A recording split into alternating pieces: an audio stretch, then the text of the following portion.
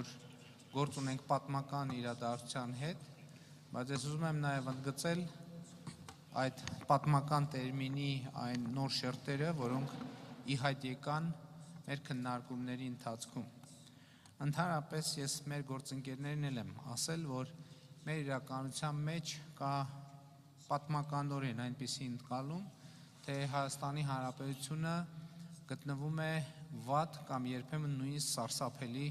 աշխարհագրական դիրքում։ Եվ այսօր շատ խորհրդանշական էր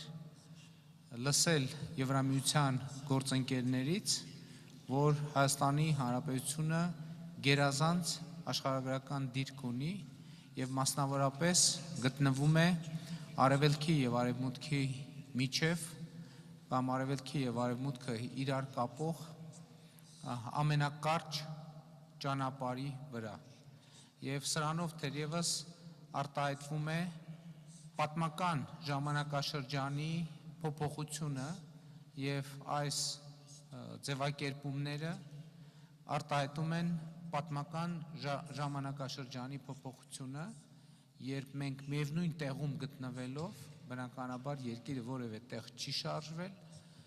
քաղաքական գործընթացների արդյունքում պատմական աշխարհագրական վատ եւ երբեմն նույն սարսափելի դիրքից անցում ենք կատարում դեպի աշխարհագրական գերազանց դիրք։ Աշխարհագրական այն դիրքից, որը ծառայում էր կամ օգտագործվում էր մեր բոլոր խնդիրները բացատրելու համար, հիմա այդ նույն աշխարհագրական դիրքը ծառայում է եւ պիտի ակնհայտորեն ծառայի իրականացնելու համար ինքնիշխան, ազատ, բարեկեցիկ, անվտանգ երկիր ունենալու տեսլականը իրագործելու համար։ Եվ սա իրապես պատմական փոփոխություն է։ Բայց սա միակ նրբությունը չէ տեղի ունեցող պատմական փոփոխությունների, այսօր Եվրոպական միության կողմից հայտարարություն է ընդունվել, որով կոչ է արվում տնտեսվարողներին ներդրումներ անել Հայաստանի Հանրապետության տնտեսության մեջ։ Սովորաբար նախորդող ողջ շրջանում անկախությունից ի վեր Հայաստանի Հանրապետությունը համարվել է ներդրումների ռիսկային գոտի։ Հիմա Եվրոպական միությունը ամենաբարձր մակարդակով կոչ է անում եւ հրավիրում է տնտեսվարողներին, ներդրողներին ներդրումներ անել Հայաստանի Հանրապետությունում։ Սա նույնպես պատմական նշանակություն ունեցող փաստ է, որովհետեւ նախկինում երբեք մենք նման կոչ, նման ուղերձ չենք լսել մեր շատ միջազգային գործընկերներից։ Մենք այսօր հարցերի շատ լայն շրջանակ ենք քննարկել եւ պիտի արձանագրեմ, որ հենց գագաթաժողովի ձևաչափում հանդիպելը եւ քննարկում ունենալը բխում է այն պարզ իրողությունից, որ Հայաստան Եվրոպական միություն օրակարգը այնքան է ընդլայնված եւ այնքան մեծ կշիռ է ստացել, որ այլևս ըստ էության անխուսափելի էր այս ձևաչափի ձևավորումը, որը պիտի ընդունենք ձևավորվել է բնական ճանապարհով, այսինքն զարգացումների արդյունքում, որտեղ իհարկե կողմերի քաղաքական կամքը եւ քաղաքական հանձնառությունը ունեցել է շատ կարևոր նշանակություն։ Էներգետիկ ոլորտում մենք շատ լուրջ համատեղ նախագծեր եւ ծրագրեր ունենք, որպեսզի մեկտեղենք Հայաստանի ռեսուրսները եւ այն տեխնոլոգիաները, որոնք հասանելի են Եվրոպական միությանը։ Առիթ ունեցել եմ ասելու, որ այստեղ էլի միջայլոց պատմական փոփոխություններ են տեղի ունեցել Հայաստանի Հանրապետության համար։ Հայաստանի Հանրապետությունը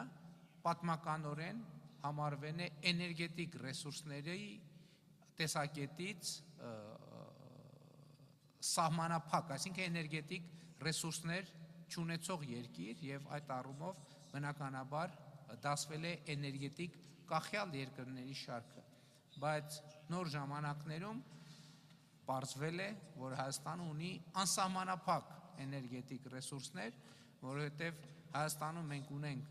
տարածաշրջաններ, ռեգիոններ, որտեղ արևային օրերի քանակը գերազանցում է 300-ը, սա նշանակում է, որ արևային էներգետիկայի զարգացման անսահման հնարավորություններ կան մեր երկրում։ Այն, ինչը մեզ պակասում է, կուտակիչ կայաններն են, եւ ես շնորհակալ եմ Եվրամիության մեր գործընկերներին կուտակիչ կայանները Հայաստանում զարգացնելու ուղղությամբ մեզ աջակցելու պատրաստակամության համար։ Իհարկե, սրանք էներգետիկ ոլորտում արվող առաջին եւ առաջիկա քայլերն են, բայց պիտի նաեւ արձանագրեմ, որ կուտակիչ այլ տեխնոլոգիաներ կան, որոնք հենված են ջրի ցերեկային կուտակման եւ գիշերային ժամերի օգտագործման վրա։ Իհարկե, մենք Եվրամիության հետ աշխատում ենք նաեւ կանաչ ջրածնի արտադրության տեխնոլոգիաները զարգացնելու ուղղությամբ եւ այլ հնարավոր ուղղություններով, բայց ռազմավարական առումով մենք համոզված ենք, որ ճիշտ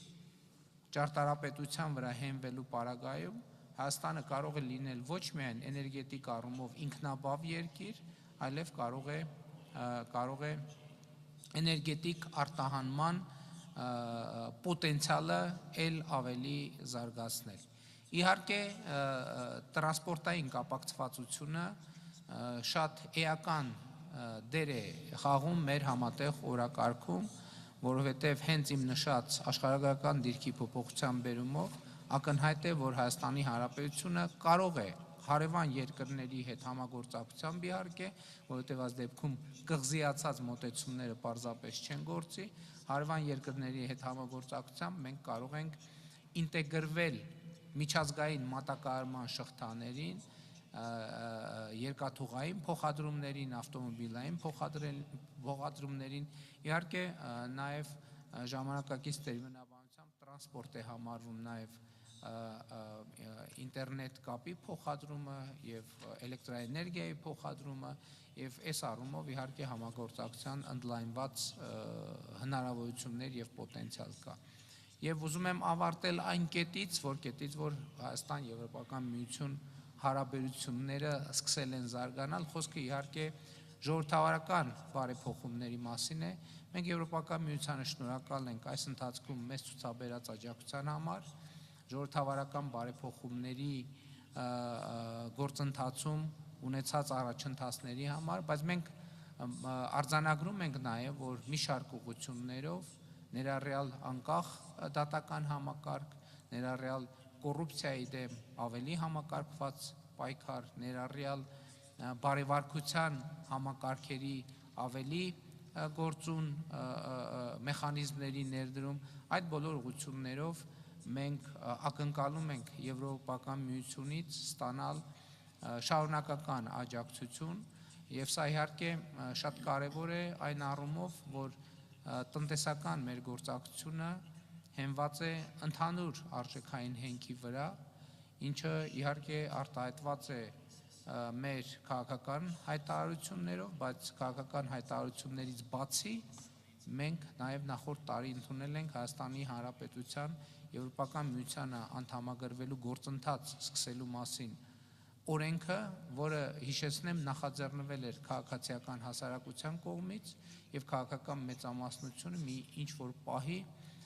նաև միացավ այդ նախաձեռնությանը եւ այդ նախաձեռնությունը ստացավ օրենքի ուժ եւ կարծում եմ սա շատ լավ եւ լրացուցիչ խթան է, որպեսզի մենք նոր շունչ հաղորդենք ժողովրդավարական եւ ընդհանրապես ինստիտուցիոնալ բարեփոխումներին, որպեսզի հնարավորինս արագ հասնենք Հայաստանի Հանրապետության Եվրոպական միության ստանդարտներին համապատասխանող երկրի կարգավիճակի։ Նախկինում ասել եմ, հիմա էլ եմ ուզում ընդգծել, սա մեր միջանկյալ հիմնական նպատակն է, որովհետև մենք հասկանում ենք, որ որևէ երկիր չի կարող Եվրամիության լիիրավ եւ լիարժեք անդամ դառնալ առանց Եվրամիության ստանդարտներին համապատասխանելու եւ հետեւաբար մեր առաջնային խնդիրն է նախ համապատասխանել Եվրոպական միության ստանդարտներին, իհարկե Եվրոպական միության մեր գործընկերների աջակցությամբ։ Երբ մենք արդեն լիարժեք համապատասխան կլինենք Եվրոպական միության ստանդարտներին, այդ պարագայում մենք ունենք երկու տարբերակ, կամ մեզ կընդունեն Եվրոպական միություն, ես սա ինչու եմ ընդգծում, որովհետև դա քաղաքական որոշման հարց է։ Եվրոպական միությունը ինքը պետք է որոշումներ կայացնի, մենք դեռ չգիտենք, թե արդյոք Եվրոպական միությունը կարող է նաև որոշում կայացնել, որ չի ընդլայնվում այլևս որևէ պատճառով։ Բայց եթե մեզ կընդունեն Եվրոպական միության անդամ, մենք ուրախ եւ երջանիկ կլինենք դրա համար։ Եթե մեզ չեն ընդունի Եվրոպական միության անդամ, բոլոր դեպքերում մենք կլինենք շահած դիրքերում, որովհետև Հայաստանի Հանրապետությունը կլինի եվրոպական ստանդարտներին համապատասխանող երկիր, սրանից բխող բոլոր դրական